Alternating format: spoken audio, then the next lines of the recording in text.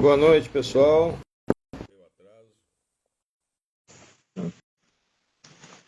Estava convidando aí o pessoal, tá bom? E hoje nós pretendemos falar sobre um assunto que é de muita importância do ponto de vista do Evangelho, né? É muito importante mesmo. Nós vamos falar sobre o início da início das dores, né? O que vem antes da grande tribulação.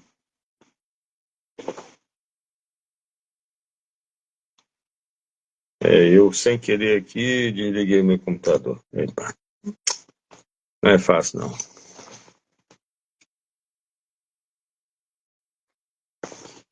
Não estranha aqui os casacos, porque realmente aqui está um pouco mais frio do que no Brasil e do que em Moçambique, né? Então não estranho, é assim mesmo. Nós temos que nos adaptar aonde nós estamos a viver, né? Mando aqui a câmera para ocupar aqui o centro. Isso, o centro da tela. E nós vamos falar então sobre esse assunto, que é um assunto muito importante. Muitos têm dúvidas, e dúvidas são,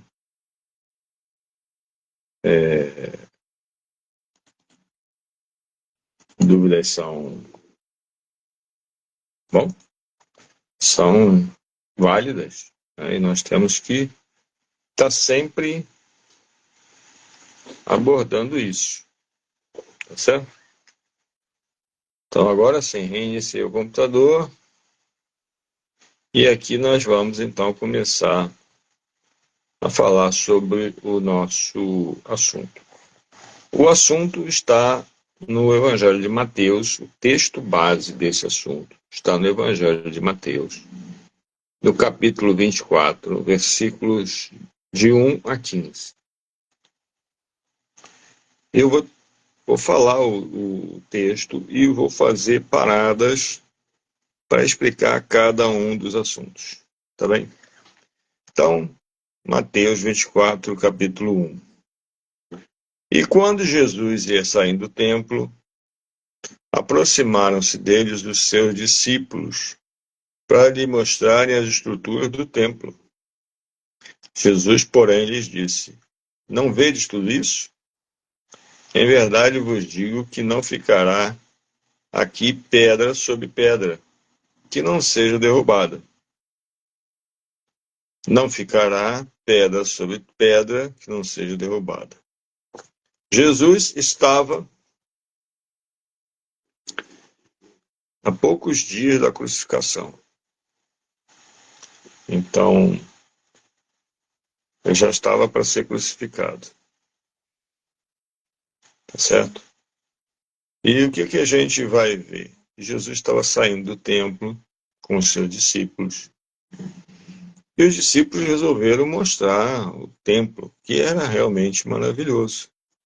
Herodes tinha feito um grande alpendre externo, fora do templo, fora da área, era numa área comum, era o pátio do templo. E estava muito bonito, né? Tinha alpendres. Alpendres são como se fossem coberturas, né? Onde o sol não batia, quer dizer, as pessoas se escondiam do sol. Raramente chove lá em Jerusalém, então se esconder do sol mesmo. E Jesus vai dizer que não ficaria pedra sobre pedra dessa estrutura maravilhosa que Herodes construiu e do templo também. Essa profecia ela foi cumprida no ano depois de Cristo, quando Roma tomou Jerusalém, que havia se rebelado contra o Império Romano. A Judéia tinha se rebelado, né? E o povo tinha se concentrado em Jerusalém. Eles tomaram Jerusalém e destruíram o templo completamente. Tá certo? Essa profecia, então, vai se cumprir no ano 70. Entenda que Jesus está falando aos seus discípulos não numa coisa que vai acontecer lá no final, mas numa coisa que estará acontecendo em breve. Jesus, né, pelo que dizem, morreu com 33, 32, 33 anos. Eu sou mais a favor dos 32 por 33 do que propriamente 33. Depois a gente pode conversar sobre esse assunto também. Mas ele não morreu no ano 33, tá? A previsão é que Jesus tenha nascido no ano 5 antes de Cristo. Houve um erro de contagem do nascimento. Então ele nasceu 5 anos do previsto. Teoricamente aqui, né? Se nós fôssemos contar exato da data de nascimento de Jesus, nós estaríamos no ano 2032. Né? 2032? Não, 2031. Nós estamos no ano 2025. Né? Tem uns 6 anos de diferença. Então é provável, até pelas evidências históricas, que ele tenha sido crucificado no ano 27, 28 da nossa era. 40 e poucos anos depois, Jerusalém foi completamente destruída e o templo também foi destruído. Então essa profecia se concretizou. Eles saíram e foram para os montes das Oliveiras, foi para o Monte das Oliveiras. Estando assentados nos Montes das Oliveiras, eu estou lendo, tá? Chegaram a sair de seus discípulos em particular, dizendo: Dize-nos, quando serão essas coisas e que sinal haverá da tua vinda e do fim do mundo? Dize-nos quando acontecerão essas coisas, dize-nos quando serão essas coisas e que sinal haverá da tua vinda e do fim do mundo. E aí Jesus começa a descrever e toma aí bastante atenção, né, disso. Capítulo 24, 25, se não me engano 26 também, de Mateus. Deixa eu dar uma conferida aqui. Deixa eu conferir aqui, só para a gente não falar abobrinha. Porque falar abobrinha, tem muita gente falando abobrinha aí. Agora tem que ver, né? Isso aqui é minha Bíblia, tá? Só para vocês ficarem cientes. 25, fim de semana, fim de semana. É até o 25, tá bom? 24 e 25, para ser mais preciso.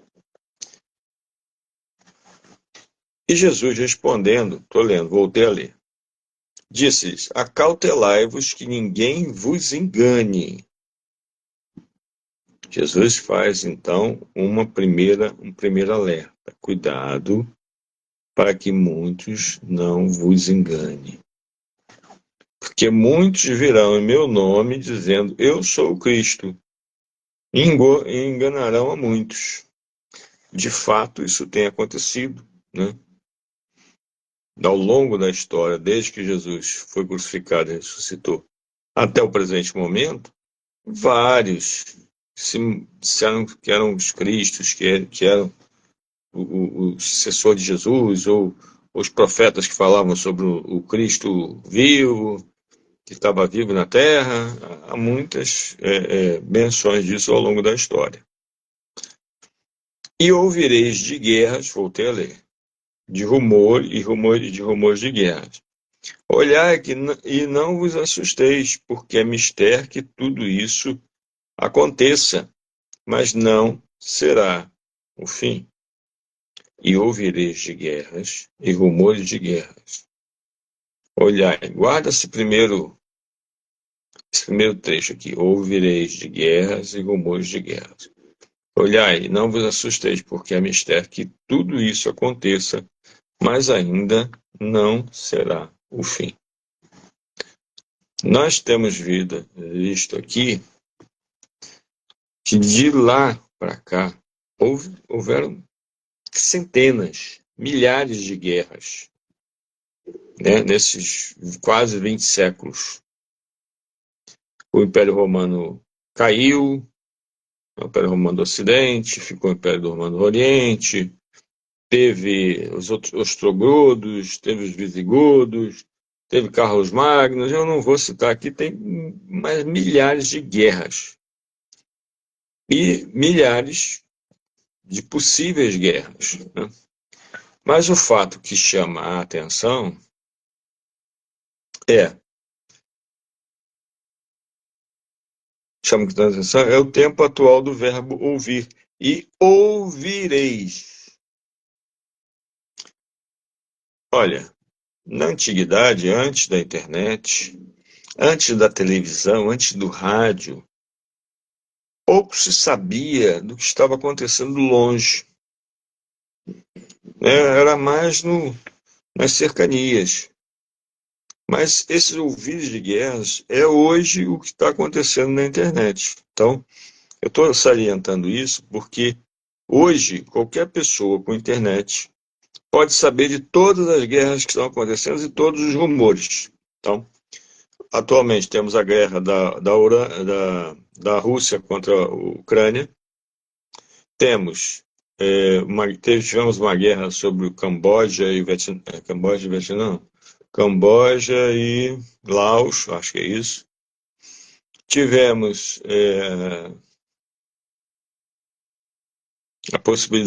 temos a possibilidade de guerra dos Estados Unidos contra a Venezuela, temos a possibilidade de guerra entre a China e Taiwan, que é a antiga China, e vai por aí. São centenas de guerras que estão acontecendo e nós conseguimos ver e saber, né? Eu acompanho muito o desenrolar do conflito na Ucrânia, né? Mas há também muitas guerras na África, ainda há guerras na África, né? Há muitas tomadas de poder, né? Então, e isso Jesus falou, né?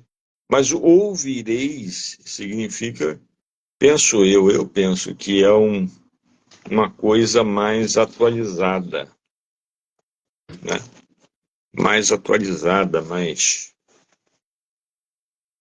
com a capacidade de ouvir maior, que a internet nos dá. Você pode acompanhar na internet a guerra na Ucrânia com batalhas, pode ver lá os blindados sendo destruídos, os drones e tudo mais. Teve a guerra dos Estados Unidos e da coalizão contra o Iêmen, teve o ataque do Irã contra Israel, teve retaliação dos Estados Unidos e de Israel contra o Irã, teve a guerra de Gaza, né? E vai por aí. Portanto, voltei a ler, se levantará nação contra nação e reino contra reino, e haverá fomes, pestes, terremotos em vários lugares, né? Então vamos falar da fome, né? Apesar da nossa tecnologia humana hoje, garantir que a produção de alimentos é suficiente para todo mundo se alimentar no planeta Terra, cerca de 16%, ou aproximadamente 900 milhões de pessoas passam algum tipo de fome, né, no mundo. Então, a fome, que já era para ter sido terminada no mundo, ainda persiste. Persiste por vários motivos. Persiste por ditadores, persiste por grupos que não querem que os outros se alimentem. Vamos citar aí o caso do Hamas, que pegava todas as doações de comida guardava para si e revendia para os palestinos, né? E, infelizmente, muitos palestinos estavam passando fome quando recebiam do mundo inteiro alimentos que eram para saciar a fome na Palestina. Então, esse assunto, hoje a gente tem capacidade de produzir alimento para todo mundo, mas nem todos recebem.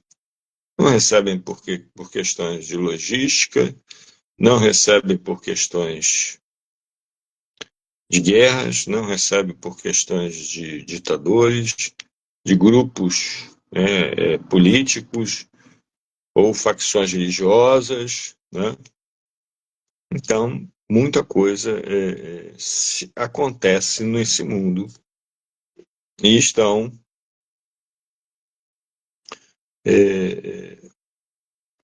gerando essa escassez de alimentos que não deveria existir, né? Aí temos, vamos mudar agora para as pestes, as epidemias, né? Ao longo da história, agora estou lendo aqui o texto que eu fiz. Ao longo da história recente, 2000 anos para cá, houve várias pestes em várias épocas e locais. Então eu fiz uma relação assim rápida de todas as pestes e e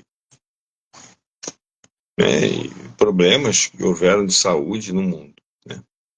Então, em 541, 542, houve a peste sobre o imperador Juliano, do Império Romano. Foi uma das primeiras grandes pandemias. A bactéria Yersinia pestis, que também causou a peste negra. A mesma bactéria também causou a peste negra. O impacto, estima-se que essa epidemia, no ano 541, 42, matou entre 25 e 50 milhões de pessoas, afetando o Império Bizantino e outras regiões. Então, o Império Romano do Ocidente já tinha caído, agora tinha o Império Romano do Oriente, que era o Império Bizantino, tá? E foi esse império que houve essa peste. A peste negra, que quem estudou história um pouquinho sempre ouviu falar um pouquinho da história da peste negra, que tem uma mosquinha chata. 1347, 1351. Na verdade, houve várias terminava e aflorava, mas a principal, assim, né, foi de 1347 a 1351. É quase Idade Média, né? Idade Média, na verdade. Descrição: outra epidemia de peste bubônica que se espalhou pela Europa, Ásia, e norte da África. Origem eram os ratos, tá? Porque não havia muito asseio, né? Não havia muito asseio no Império nessa época, né? Os ratos eram quase animais domésticos, né, nessa época. Matou entre 75 e 200 milhões de pessoas. Ou seja, acabou quase um terço da população da Europa inteira. Foi algo que realmente impactou, mudou a história do mundo. Aí, no século XIX, nós tivemos uma epidemia de cólera, né? Causada pela bactéria Vibrio cholerae. Começa a surgir na Índia e se espalha globalmente, outra pandemia. O impacto, várias pandemias ocorreram com milhões de mortes, especialmente nas regiões com condições sanitárias precárias. Começou na Índia, não é à toa, né? Não quero ser homofóbico, não. Xenofóbico, né? Mas a verdade é que a higiene ajuda a prevenir ou a espalhar a peste. A gripe espanhola, que aconteceu entre 1918 e 1919. No final da Primeira Guerra Mundial, né, a gripe não aconteceu só na Espanha. Ela foi espanhola, é chamada espanhola, porque ela foi descrita e escrita historicamente na Espanha. Por isso que chama-se gripe espanhola. Mas ela afetou especialmente os Estados Unidos. Muitas tropas que vieram da Primeira Guerra, né, Estados Unidos, Inglaterra, bom, Europa, no modo geral, e os Estados Unidos. Porque eles vieram da Segunda Guerra, guerra não tem condições de higiene nenhuma, e se espalhou esse vírus também nos Estados Unidos. Estima que infectou 1/3 da população do mundo e causou entre 50 e 100 milhões de mortes. Olha aí, Jesus está descrevendo doenças, pestes e o que está acontecendo, o que aconteceu, tem acontecido. A gripe asiática, em 1957, 58, outra pandemia de gripe, né? A gripe espanhola foi causada pelo gripe H1N1. A gripe asiática pelo H2N2, de origem na Ásia. O impacto causou entre 1 e 2 milhões de mortos em todo o mundo. O vírus da HIV e da AIDS, de 1980 até hoje. É uma epidemia que se tornou pandemia global, afetando milhões de pessoas em todo o mundo. O impacto desse tipo de pandemia, mais de 36 milhões de pessoas morreram devido a doenças relacionadas a HIV e AIDS. O H1N1 é um subtipo de vírus da gripe A. Está aqui só o comentário. Com várias variantes, incluindo H1N1 DP09, que causou a pandemia em 2009, cepas clássicas que circulavam antes. Existem também linhagens de origem aviária que podem infectar humanos. Atualmente, H1N1 PDM09 é uma das cepas que contribui para epidemias sazonais de gripe. Então, muitas vezes somos vacinados contra HN1N1 e não é à toa. A Covid, né? A Covid não tem o que falar, né? Matou milhões de pessoas em todo o mundo, causou um impacto econômico brutal, um impacto social brutal. Então a gente só percebe que as epidemias elas vêm crescendo ao longo dos séculos. Então, cuidado para não pegar só os fatos que Mateus registra, que Jesus fala no capítulo 24 e 25, e achar que é só para o final. Não é, ela vem acontecendo desde que Jesus ressuscitou para cá, tá bem? Bom, terremotos. Agora vocês vão ficar assustados. Eu pedi aqui a inteligência artificial para listar para mim os terremotos por épocas e o aumento, né, desses terremotos em relação à época anterior. Então, entre o ano 30 e o ano 500, foram 50 terremotos estimados. Entre os anos 500 e o ano 1000, 100, um aumento de 100%. Entre o ano 1000 e o ano 1500, foram 150, um aumento de 50% em relação ao anterior. Entre o ano 1500 e 1800, foram 200 terremotos. 33% de aumento. Olha, percebe que as épocas não são iguaizinhas, tá certo? 30 a 500, 470 anos. 500 a 1000, 500 anos. 1000 a 1500, 500 anos. 1500 a 1800, 300 anos. Foram 200. De 1800 a 1900, ou seja, um século só, foram 300 terremotos. 50% em relação à faixa anterior. De 1900 a 2000 foram 700 terremotos. 135% de aumento. E de 2020 até hoje foram 900 terremotos. Se você pegar a quantidade de terremotos entre 2020 e 2025 e comparar entre o ano 30 e o ano 500, teve um aumento de 1.600%. Ou seja, os terremotos vêm aumentando a quantidade e a intensidade também.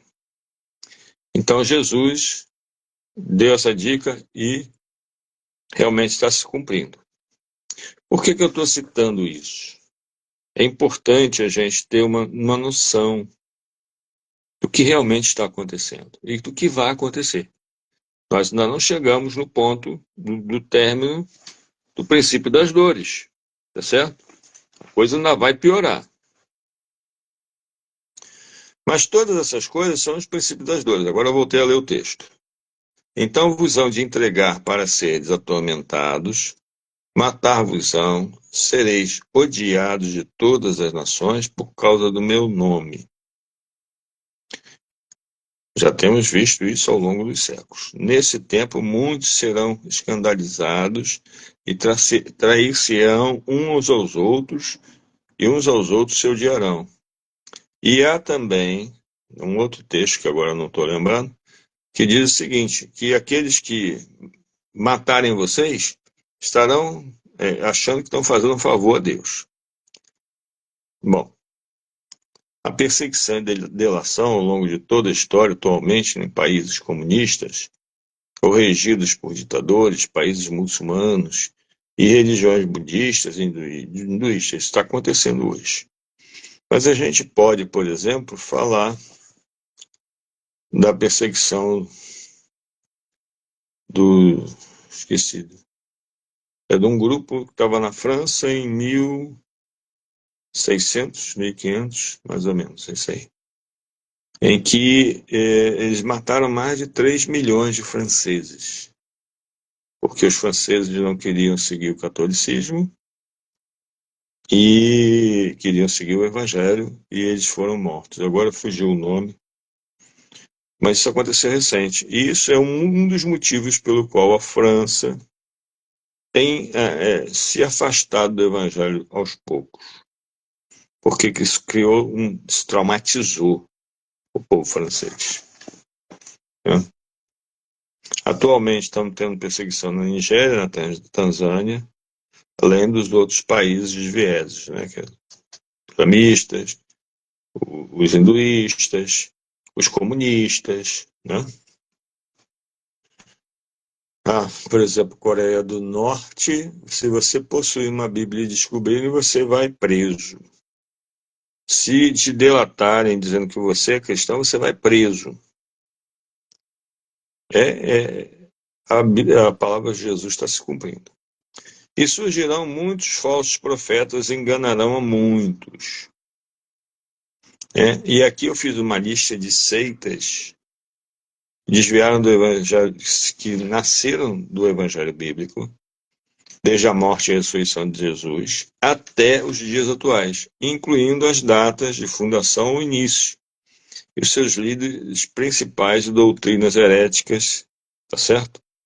Então temos o gnosticismo, que nasceu lá entre o século II e o século III da nossa era, tá? Acreditava que a salvação vem através do conhecimento secreto, gnose. Tem até hoje isso, hein? O gnosticismo está atuando até hoje. E que o mundo material é maligno, negando a encarnação de Cristo. Assim, presta atenção. Falsos cristos, falsos mestres. O arianismo. O líder foi Ário, né, um bispo da igreja, no século IV. Negava a divindade de Jesus Cristo, afirmando que ele era apenas uma criatura criada por Deus, e não um coeterno com o Pai. Lembra? Lembra do que a Bíblia vai dizer, né? Todo espírito que nega que Jesus veio em carne e que é filho de Deus é um espírito maligno. O Mormonismo, Igreja de Jesus Cristo dos Santos dos Últimos Dias. O líder José Smith. Fundação 1830. Acredita em outro evangelho e em escrituras adicionais, o livro de Mórmon. Ensina que Deus era uma vez um homem e que os humanos podem se tornar deuses.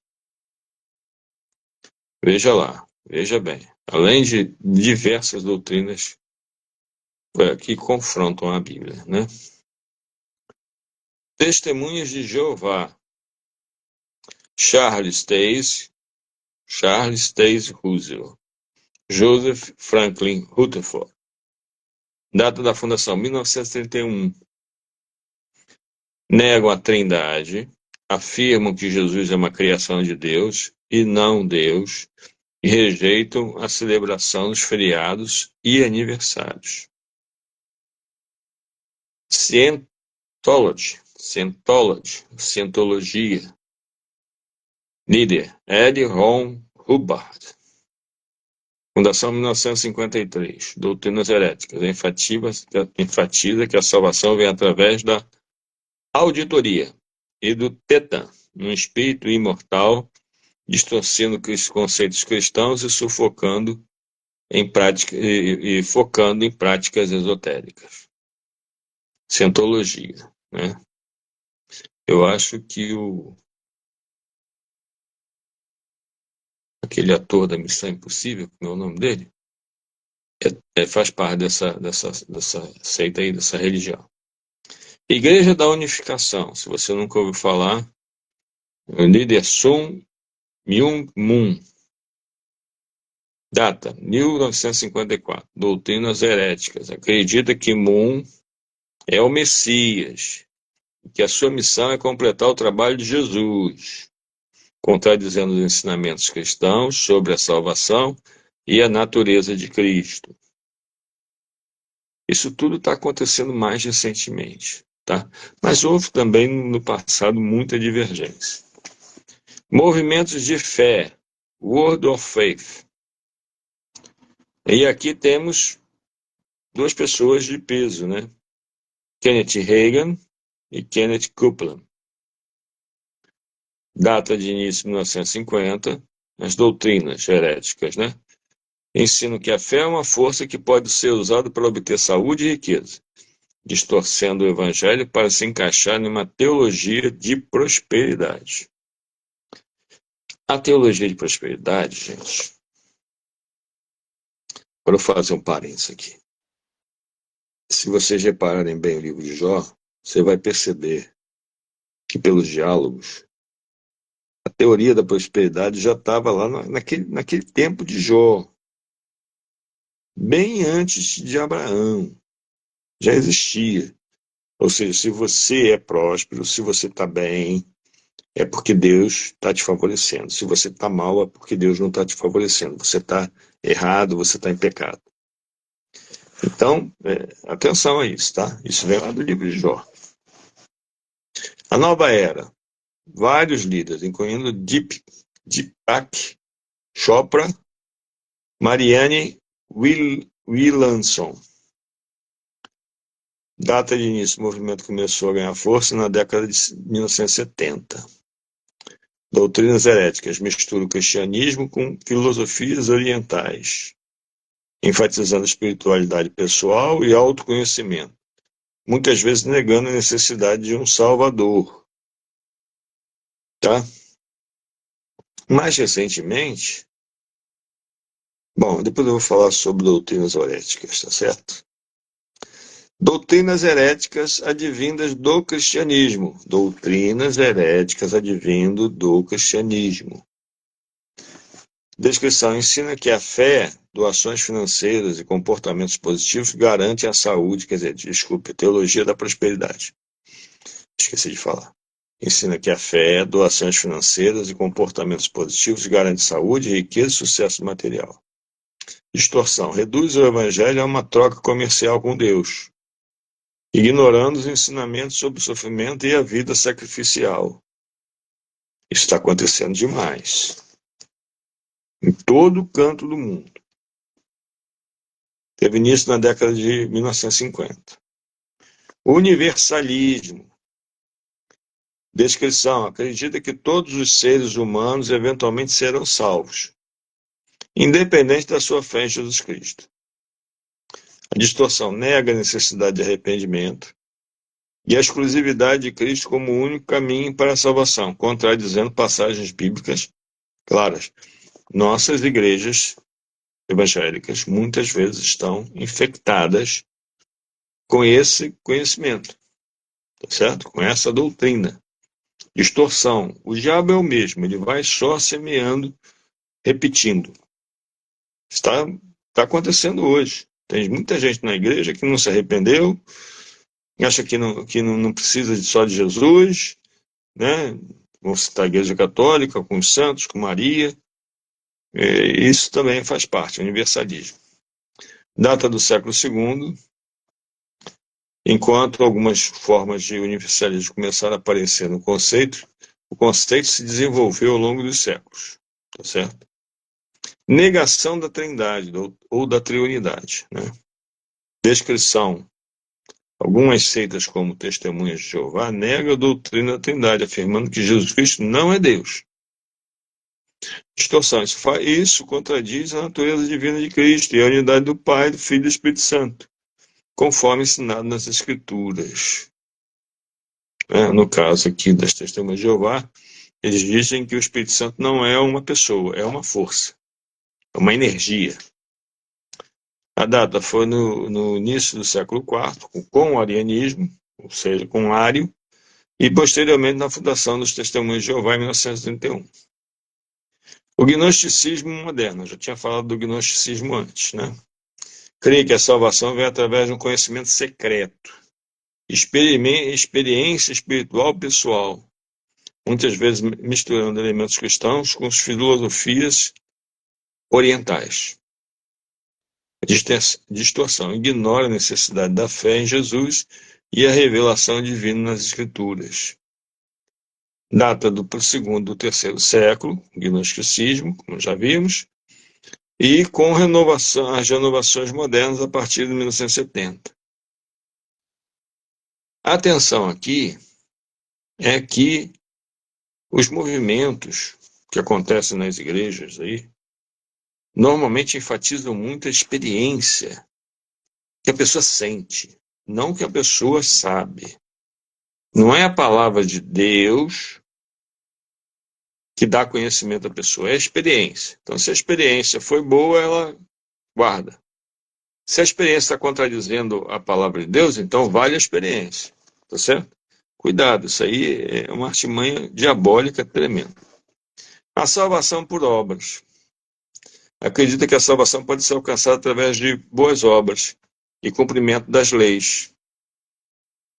O judaísmo estava nisso aí. Lembra? O judaísmo do tempo de Jesus estava por aí. Contraria a doutrina da salvação pela graça mediante a fé, como ensinado em Efésios 2, 8 e 9.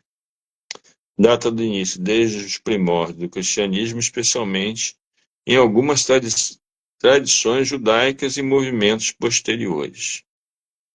O cristianismo sem compromisso, né? O que a gente vê hoje na igreja direta.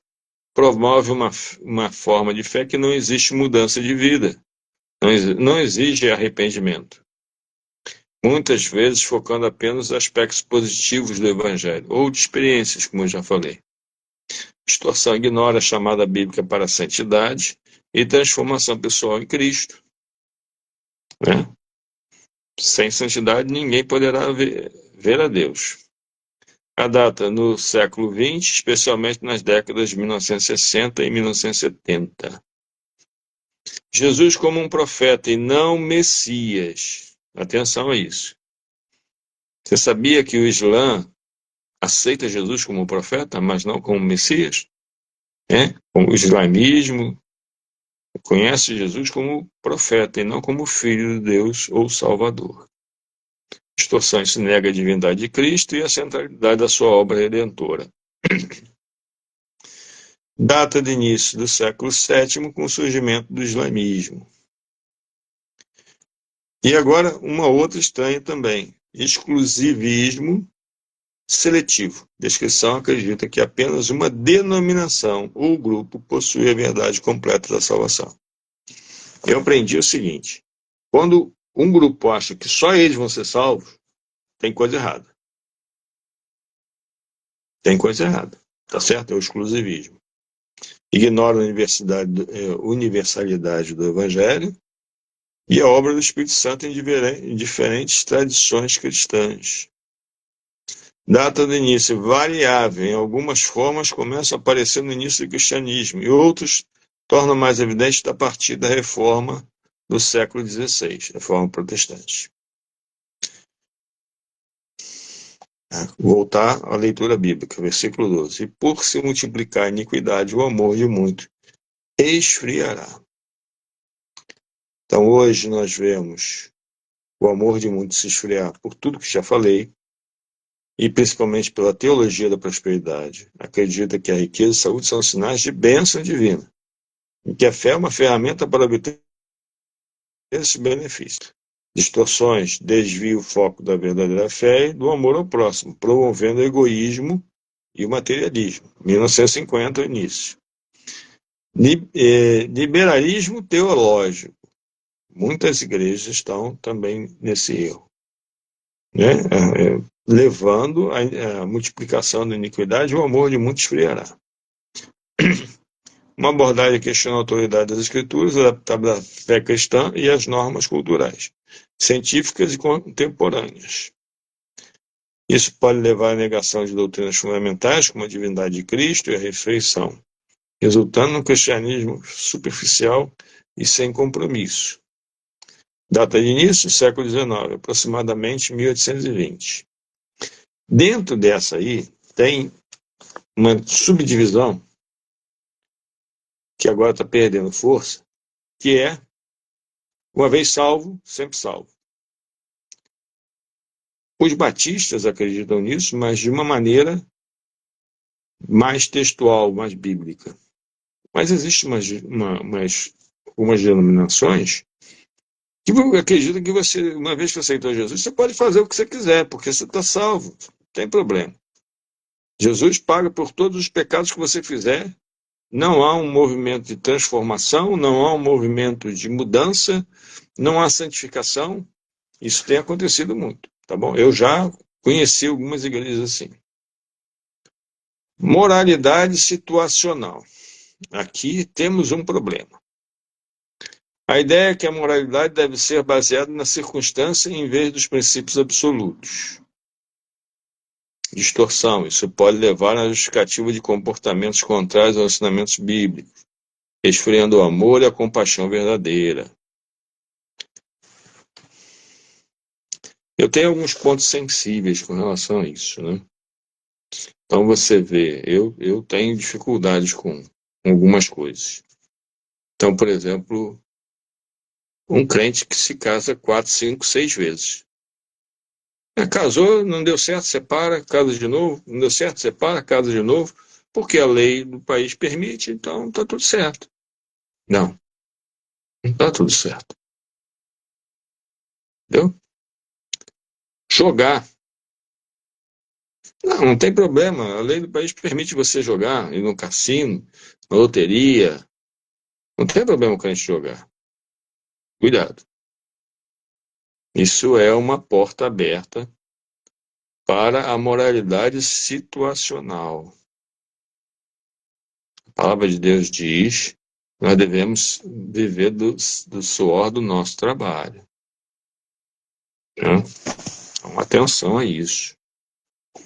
O relativismo moral, a crença de que não existem verdades morais universais que se aplicam a todos.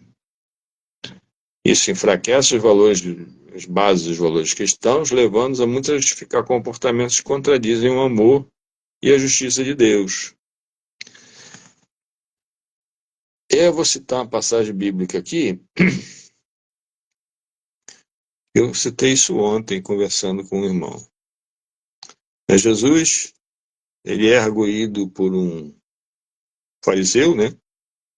Ou por fariseus, quando os seus discípulos vão fazer uma refeição e não lavam as mãos. E aí os fariseus perguntam aos discípulos: por que os seus discípulos não lavam as mãos? Estão negando a tradição dos anciãos. E aí Jesus responde para eles: vocês estão negando a lei de Deus pela tradição dos homens. Porque na Bíblia, na palavra de Deus, está escrito que honrará teu pai e tua mãe.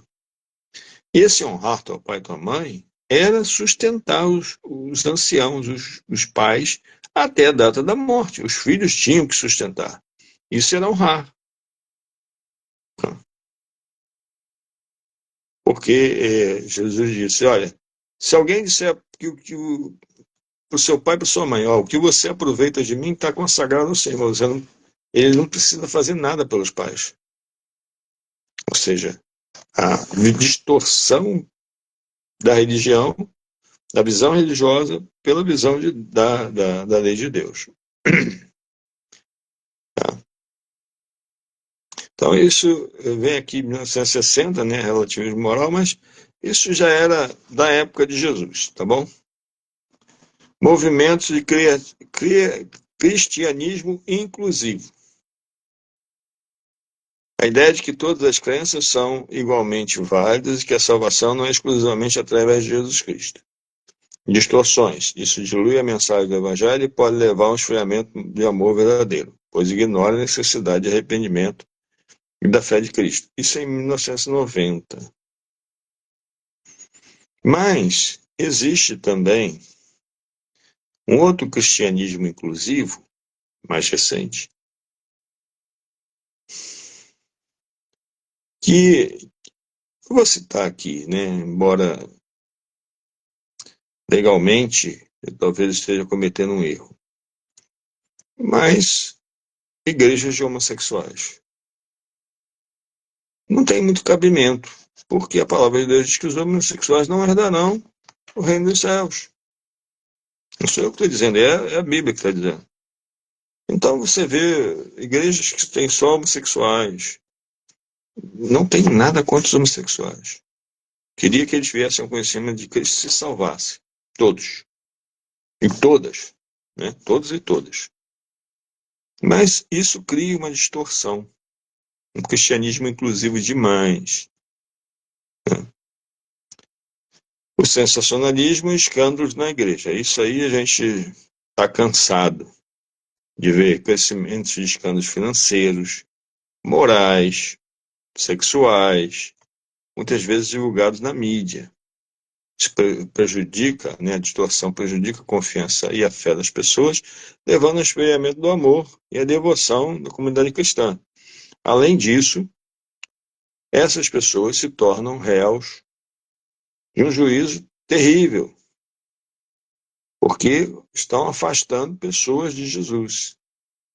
Não entram e não deixam os outros entrar no reino dos céus. Outra coisa importante, polarização política entre os cristãos. Epa, isso no Brasil está acontecendo muito.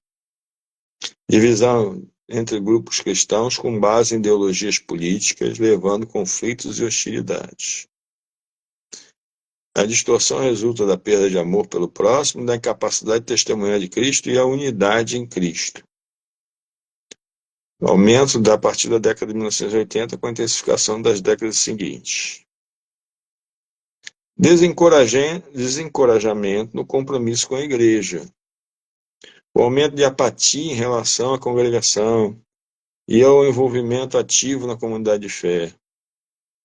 Isso pode levar a um esfriamento espiritual e a falta de amor e o apoio mútuo entre os primeiros membros da igreja. Tornou-se mais proeminente a partir da década de 2000. Aí tem um detalhe muito interessante, né? A igreja hoje em dia, eu estava conversando com esse irmão, o nosso irmão ontem, a igreja foca muito no que está dentro das paredes. Ou seja, se tem um banco confortável, se tem um púlpito bonito, se tem um som maravilhoso, e o restante. E alimentar que eles estão precisando, e vestir que eles estão precisando. E mandar missionários pelo mundo. Está sendo relegado para segundo, porque as pessoas estão tratando a igreja como se fosse um clube, em que o dinheiro do dízimo da oferta, que é para alimentar, para sustentar, para o viúvo, para as viúvas, para os órfãos, para fazer a obra de Deus missionária, está sendo usado para botar granito no chão, cobrir o templo com não sei, com várias coisas, né? Botar forro acústico, o som maravilhoso, que não é o foco do evangelho. Não é que isso não seja importante, mas é secundário, não é primário. E está sendo distorcido. O que era secundário está passando a ser primário, e o que era primário está passando a ser secundário. Por isso o amor de muitos está esfriando. Vou voltar a ler, versículo 13. Mas aquele que perseverar até o fim será salvo. E este evangelho do reino será pregado em todo o mundo e em testemunho a todas as nações. Então virá o fim. Olha, eu pedi para a inteligência artificial fazer uma pesquisa dos avanços, né, que ajudaram muito o evangelho a ser propagado pelo mundo, né? Então vem a tradição oral do primeiro século, não tinha muitas coisas escritas.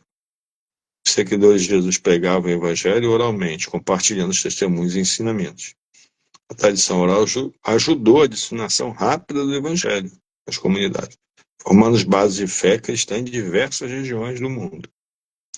As cartas, que foram escritas pelos apóstolos e outros, né? Os apóstolos primeiros cristãos escreveram cartas, como as epístolas de Paulo.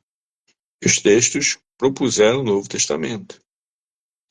Esses escritos ajudaram a consolidar a doutrina cristã, a orientar comunidades, permitindo que o evangelho fosse acessado por mais pessoas por mais longo tempo e da forma correta. Tem isso também.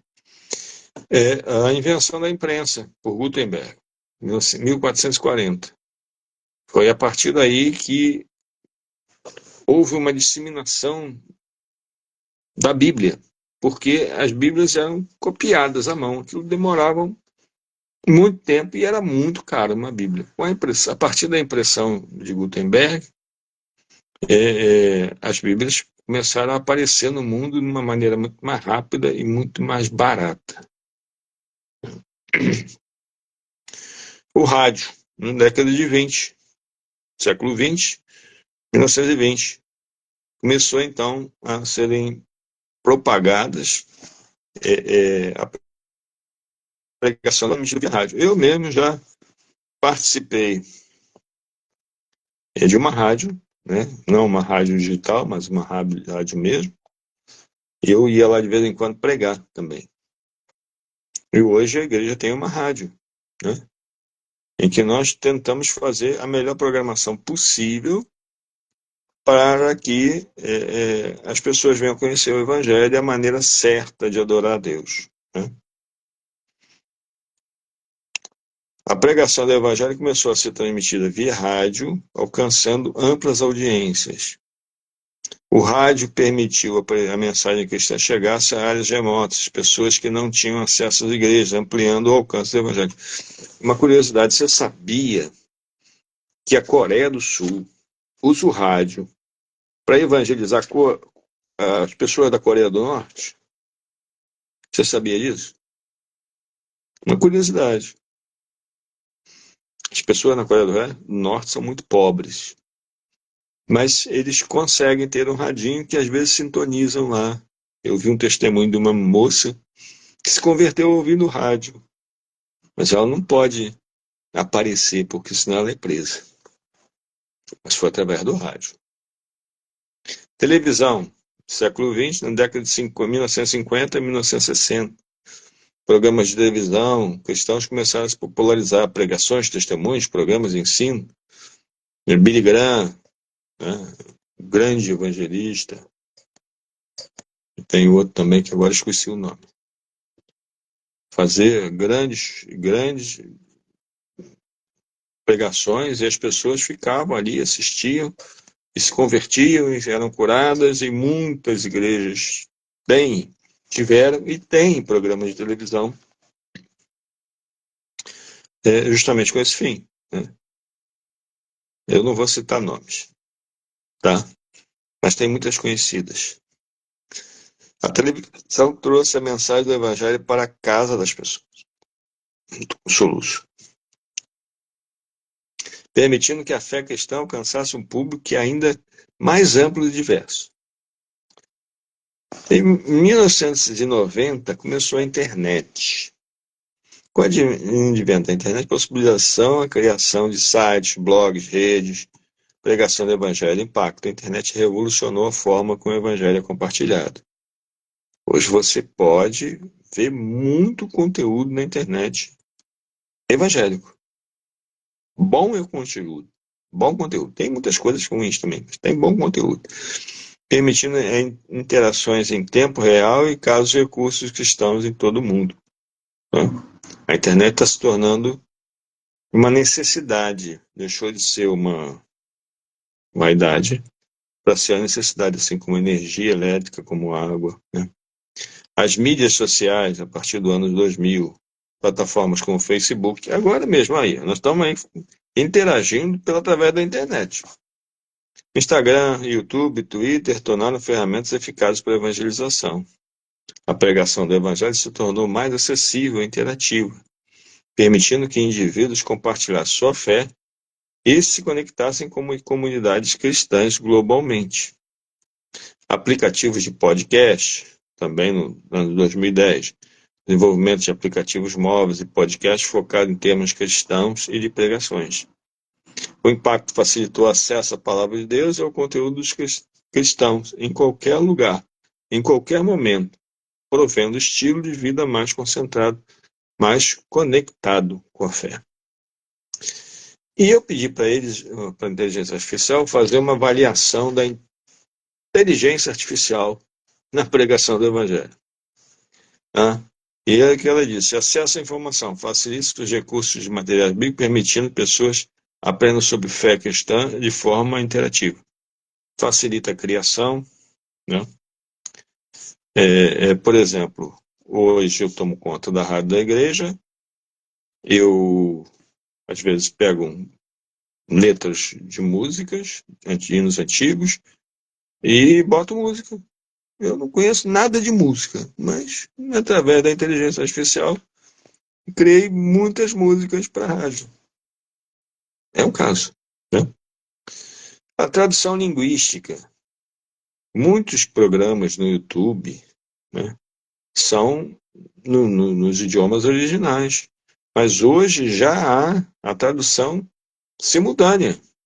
Se você, por exemplo, está vendo um vídeo que foi gravado em inglês, já há a tradução simultânea para o português, para o espanhol, né? É muito legal.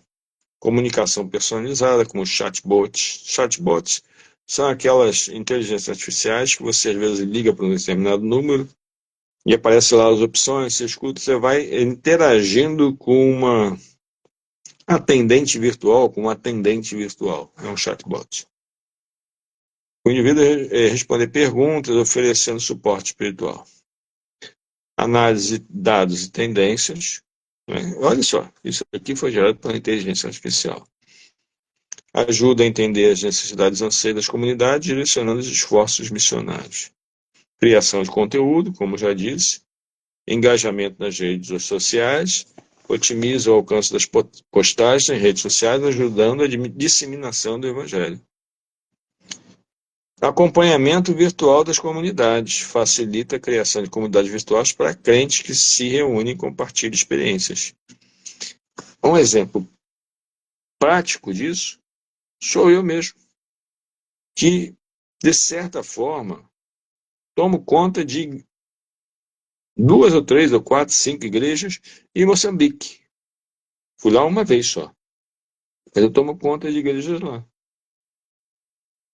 Elas são ensinadas na palavra de Deus através da internet.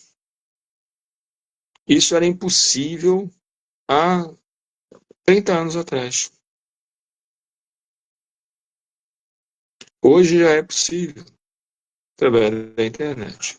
Então, é importante você entender que a palavra de Deus ela está crescendo e vai crescer, porque Jesus disse que até o fim, quando chegar o evangelho a toda criatura, vai virar o fim.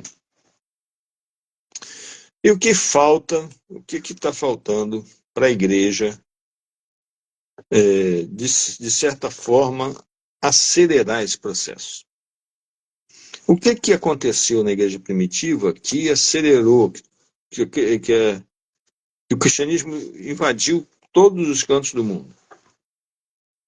A experiência do Pentecostes, avivamento. Então, há grandes avivamentos, né? Há grandes avivamentos, ou reavivamentos, né? 1730, 1730, 1755, na Nova Inglaterra, nos Estados Unidos, Jonathan Edward e George Whitefield foram grandes avivalistas. Pregavam em praças, pregavam em auditórios, e as igrejas de unção descia e o evangelho crescia. Né? O reavivamento dos moráveis, 1727. Os moráveis nem existem mais, né? Na região ali da Itália e da Suíça, né? Italiana e Alemanha. Personalidades relevantes: Konrad Grebel, Nikolaus von Zinzendorf. Movimento de renovação espiritual que enfatizou a oração, evangelização e compromisso missionário, resultando num forte impulso à missão. O reavivamento metodista, tá certo? Do século XVIII, Inglaterra e nos Estados Unidos. Personagens relevantes: John Wesley e Charles Wesley. Enfatizou a santidade pessoal e a experiência de conversão, levando à formação da igreja metodista. A Reforma Protestante de 1517, aqui está fora de ordem. Na Alemanha, Martim Lutero, que foi o grande reformador. Antes deles, houve outros reformadores que não tiveram o êxito que eu digo do impacto, né? Tão grande. Jerônimo Savonarola e Calvino e tantos outros. Agora fugiu a cabeça aqui, fugiu da memória. O movimento questionou as práticas da Igreja Católica e resultou na formação de várias denominações protestantes, promovendo a ideia de salvação pela fé. Reavivamento de 1857 e 1858. Estados Unidos, especialmente na cidade de Nova York e em Chicago. Os personagens relevantes: Jeremiah Lanphier, eu acho que é isso. Desculpe se eu falei o nome errado. Movimento de oração que resultou em grandes conversões e aumento do fervor espiritual. Reavivamento Pentecostal de 1906 e 1915, na Rua Azusa, Los Angeles, Califórnia. Famosa Rua Azusa. William J. Seymour marcou o início do movimento pentecostal, caracterizado pelas experiências com o Espírito Santo, incluindo falar em línguas e curas. Agora, recentemente, temos reavivamento da Coreia do Sul, Pyongyang, Coreia do Sul, Pyongyang e Coreia do Sul. Horace Underwood, William Blair, movimento de oração que resultou no grande avivamento espiritual no crescimento da igreja. Está acontecendo até agora, tá bom? Movimento de Augsburg, 1970, Universidade de Augsburg, Wilmore, Kentucky, Estados Unidos. Estudantes e líderes locais. Descrição: reavivamento começou com um culto universitário, levando a uma onda de renovação nas universidades. Maravilha, né? É uma coisa maravilhosa. Reavivamento de Toronto. Bênção de Toronto. 1994, 1996. Toronto, Ontário, Canadá. Personagem John Arnott. Um movimento de renovação espiritual que enfatizou a experiência do Espírito Santo, resultando em manifestações de risos, choros e curas. Reavivamento de Brownsville, 1995-2000. Pensacola, Flórida, Estados Unidos. Personagem relevante: Steve Hill, John Kilpatrick. Reavivamento marcado por arrependimentos, conversão e um forte foco na evangelização. Os reavivamentos atuais. O reavivamento de Augsburg, Wilmore, Kentucky, os Estados Unidos, continua até hoje. Né? Os movimentos de renovação na Coreia do Sul continuam até hoje. Reavivamento na África. Crescimento significativo dos últimos anos. E realmente eu fiquei espantado. Fui a Moçambique e me espantei. Boa parte do povo é evangélico. Precisa de Bíblia, precisa de conhecimento da palavra, mas é evangélico. Tem muitos evangélicos sérios lá na África. Tem outros que não são tão sérios, mas tem evangélicos sérios, assim como todo lugar do mundo. Movimento global de oração. Está acontecendo. Há um aumento no número de eventos de oração, vigílias de várias partes do mundo, onde a comunidade se reúne para buscar a presença de Deus e orar em transformação social e espiritual. Reavivamento das igrejas locais, com ênfase nos últimos anos. Muitas igrejas estão procurando reavivamento, estão sendo reavivadas. Em muitas igrejas locais, estão experimentando a renovação, renovado fervor espiritual e um aumento na participação e evangelismo e envolvimento comunitário, impulsionado por desejo de buscar a presença de Deus. Nós precisamos de renovação espiritual. Sem ela, nada acontece. Versículo 15. Quando, pois, vides a abominação da desolação que falou o profeta Daniel, está no lugar santo, quem lê, entenda. Esse período ainda não aconteceu, tá? Esse período está no meio da última semana de Daniel 9, de 24 a 27. Depois vamos falar sobre isso. Vamos falar hoje. Vou falar só muito rapidamente. Marca a retirada da máscara da bênção e da besta do início da grande tribulação.